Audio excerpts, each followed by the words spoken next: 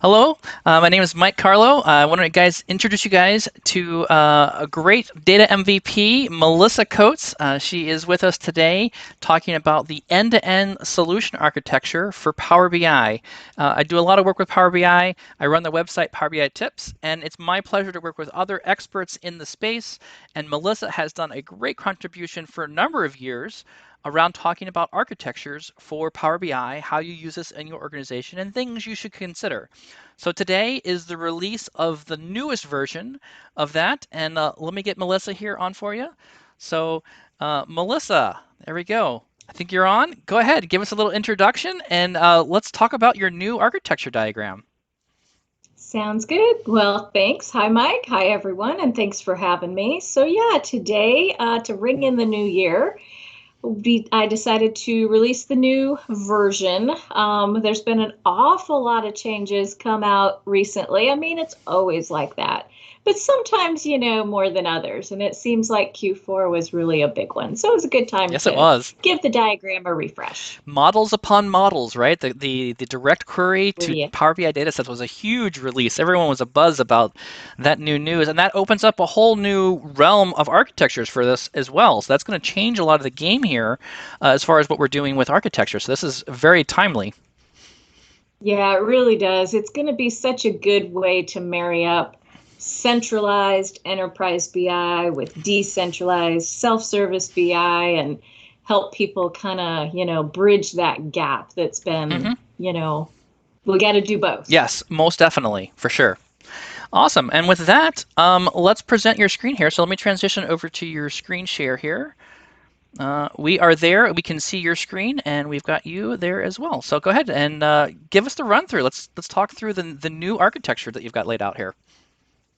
Sure. So here's the end-to-end diagram. And so what I'll do is just point out what the new items Hmm. are.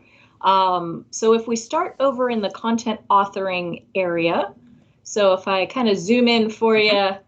you towards the left, predominantly across everything, we've had an icon refresh. So it's more consistent with what we'll see over in the Power BI service. And if I kind of come down to the bottom half of the content authoring area, the first thing that I want to point out is external tools, certainly a very big deal right now to extend the basic capabilities and make us more efficient and so forth. So that was redesigned a little I bit. love the external Um, tools, by the way. And so Power BI tips as well. We've also got an external tool that helps you install external tools, which has been kind of fun. It's like Inception a little bit there. But yeah, those things are incredible. I use DAX Studio and Tabular Editor almost every day now. So those are great tools to have. Yeah, remind me what your Power BI Oh, tips so we tool use is called. business ops. So there's a lot of community-driven scripts, either exe files or small little PowerShell scripts that people are using. One of them is to like remove connections between files, and we've got about 30 or so different external tools that we've linked inside the business ops and tool installer. So it helps you install these external tools. We don't technically install Tabular Editor or DAX Studio because they have their own self-installers, but there's a lot of complementary tools that go well with what you're doing in your Power BI development space. So there's just a ton of stuff. The community is, again, very vibrant around that whole external tools area. So that's a great addition this year. It really is. Yeah, absolutely. The Power BI service part under content authoring, I went ahead and expanded that.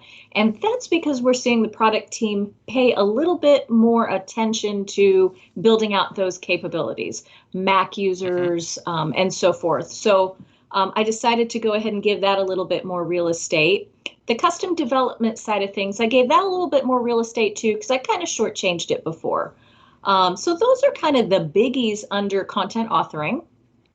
If we move over more towards the center, there is the content delivery section, and the Power BI service here really got a big redesign. So similar to what it was before, I've got the workspace objects and how they relate to each other.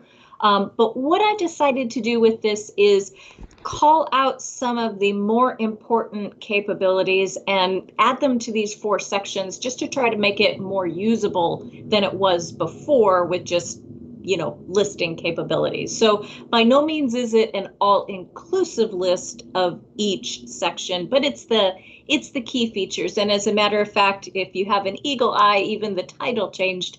I decided to call it top features just to add a little clarity that it's not This everything. is good news for us because there's so much coming inside the platform. It keeps us very busy. We've got to be on our toes, but It but it's does. exciting to be a part of a product that's being so widely developed and across so many different tools in Azure. This is very exciting. I really enjoy working with the team and around this stuff because it just changes every week. For sure, for sure. And I've always been one of those people that I'm happy and thriving when I'm learning consistently. Hmm. Now, could the pace be maybe a little Yes, slower? exactly. you know, but it's a good problem to have. But yeah, I completely I'll take it. agree. Some of those apps that are new, I've added under the related services section. So for instance, Azure Purview is a very big deal now, and so I added a quick reference to that, and it's also up top under the governance section as well. Azure Maps is new. So is HoloLens, and we've got some new search capabilities integrated with Bing in Office as well. If we slide over to the left just a little bit, I did go ahead and also break out Teams from the other embedded content because Teams is starting to be a little bit different.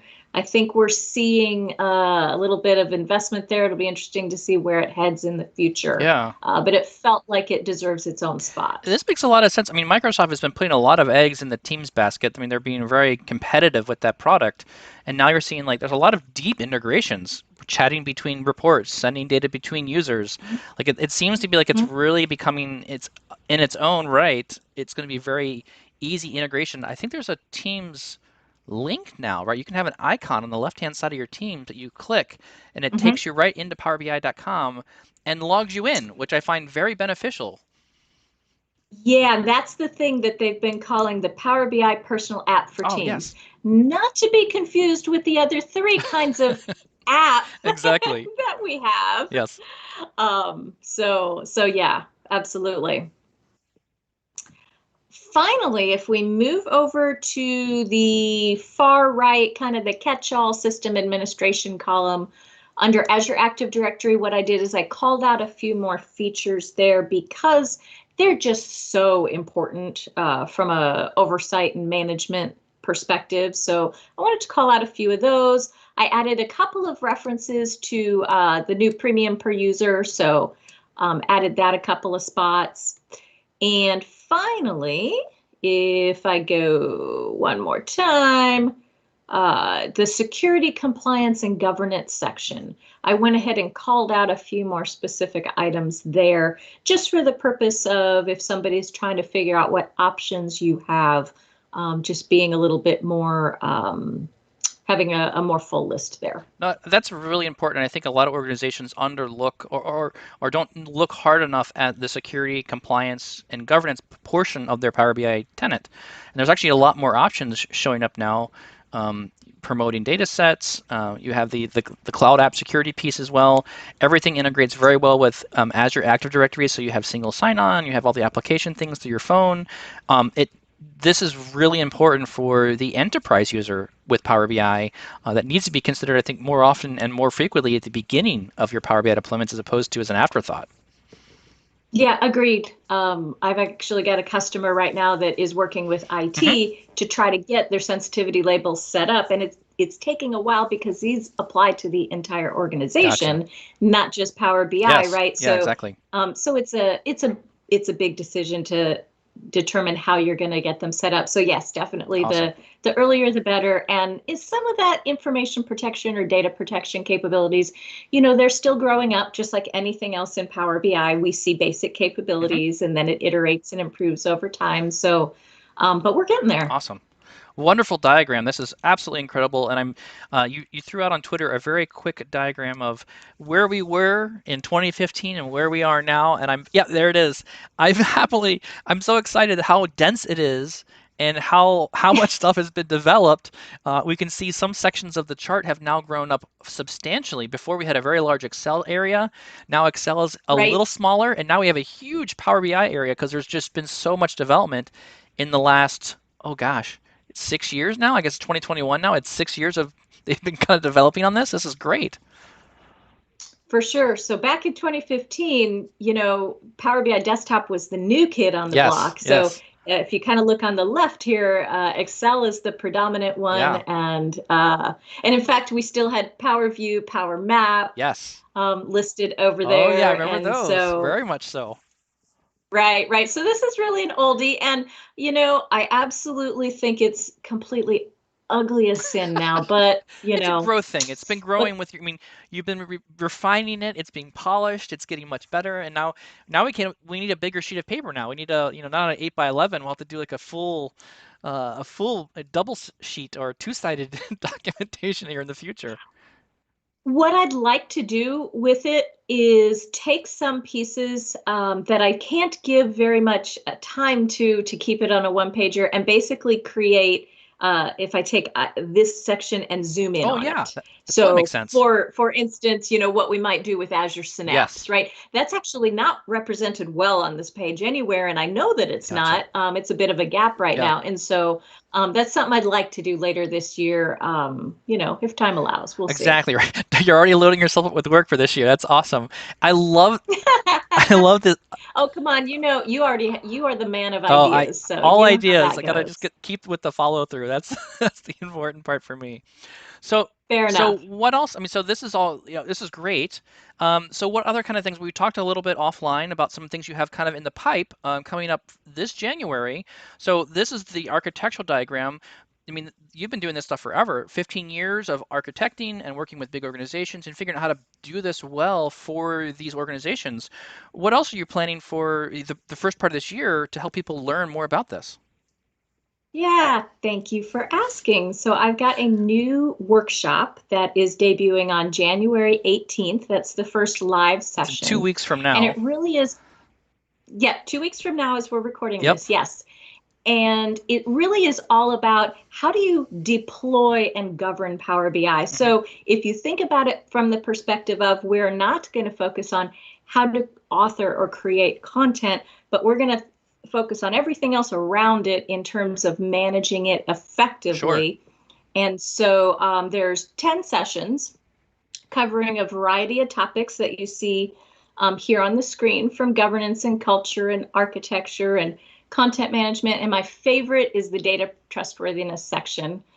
Throw in the new data catalog capabilities that are coming along now. Two of our 10 sessions actually are devoted to content security and Awesome. protection. So just to give you a quick understanding of how each session would go, the first part would be presenting content and handling questions that come in through the text or the chat Sure. area, and attendees will be able to upvote a question they like, so I see it at the top, or even respond to others. And then I've got a part two where I give you 10 minutes to just get your thoughts together, make some notes. I call that solo work time. We're going to do that 2 or 3 times in part one as well, just in little 3-minute increments, just so we can pause. Like, okay, I just talked for 10 or 15 minutes. Let me pause, let you catch your breath, make some notes, that kind of Hmm. thing. And then part three of each session, approximately the last 45 minutes, will be our open Q&A time. So that's when I'll allow people that want to, you don't have to, but if you want to unmute and say, hey, Melissa, we have this going on in our organization. What do you That's think? awesome. That's yeah. So I'm trying to make it so that it's not a miserable online experience. Sure. So hopefully it'll be fun and That's informative. awesome. Yeah, and I think that's a lot of times where sometimes you don't even know the right question to ask. I've been involved with some other classes where I've been teaching now for University of Wisconsin Milwaukee, and when you have a class together, sometimes people are asking questions that you're not even aware you were ready to ask, or you haven't thought it that far through yet. And just being around people who are asking good questions, you can just learn from being other people asking questions. And then again, they have you, the expert, there to kind of give your advice and the direction of what you should be taking on a lot of these approaches. So that's excellent. I'm looking forward to that. So I for For sure am signing up sure. because this is going to be exciting for me. I play in the administrative space a good amount, but I've always feel like there's something more to learn, and this is your area. This is a place that you spent a lot of time dedicated around to make sure that you're an expert in this. So I'm excited to learn from you and participate in all this. Thanks. Yeah, I am not your person. That kind of makes me an oddity in the Power BI community a little bit, in that I'm not the person that has deep, deep development Yeah, expertise, right? I mean, I've done BI yeah, work for years and yes. years, right? So I get star schemas, I get data models, right? I understand all of the components. But if you ask me to write a complex DAX measure, Eh, I will struggle. yes. I will be Yeah. searching and figuring it out, right? Stack So Overflow. um, that's because I focus on everything around Yes. it to support the authors so they can do their Totally thing. makes sense. I love it. Well, thank you very much for your time. Thank you very much. All the links for the content will be in the video description below. So please check out Melissa's website. It's Data Strategies, right? Melissa Data Strategies or Melissa Coates Data Strategies. I've got the link. It's Coates Data There we go. Strategies. Yeah. And I so botched it. I actually have coatesds.com, which just redirects over Oh to yes, it's coatesdatastrategies.com. So on whichever. the diagram right there at the very top there. You can have a short link right there. Download at You bet. coatesds.com/diagrams. If you want to go get this, go through. You can print it out, put it on your wall, give it to other people in the organization. I think a lot of this is just awareness. Right? People aren't even aware of all the things that you can do with Power BI. I know you drew out the Power BI custom development area there in the bottom right hand corner. I'm doing a ton of work in there right now, and there's a lot of excitement. I think from my anticipation, or from my perspective, around how can we develop things inside a tabular model? How can we reuse that? How can we deploy it within for our organization and for customers? So even that square, there's actually a lot of content around even specific areas of these. So just it's great to just be aware of all the things you have options to use.